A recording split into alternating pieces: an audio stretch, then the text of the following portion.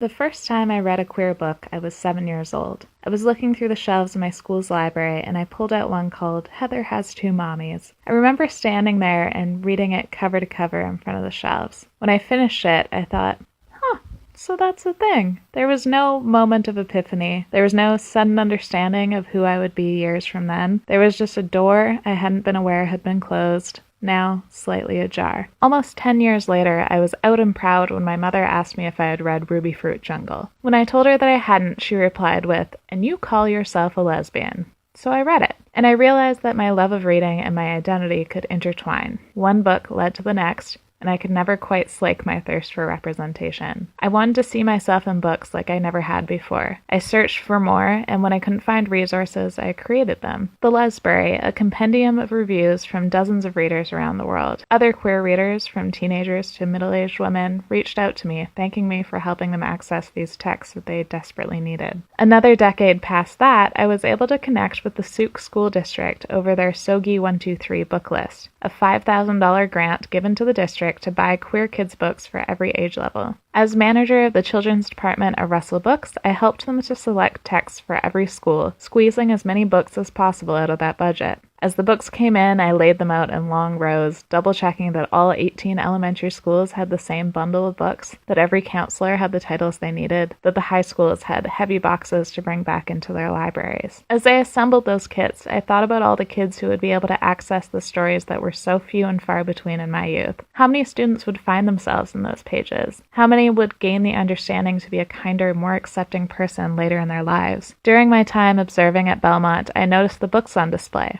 My books. The books I had selected and sourced and packaged. Those queer books proudly in the most prominent spot in the library. Books about queer people of different ages, genders, and races, different genres, different reading levels. Whether I become an English teacher or a teacher librarian, the inclusive library will be something I bring with me. I know the impact of reading a story that changes your life. I'll seek to always create a library where every person belongs, where everyone's story can be told and respected. Shelves packed with queer books and multicultural books and diverse stories of every kind. A library of ideas, both on the page and in the community we create in our classrooms. A classroom with the door ajar, and a library where everyone is welcome.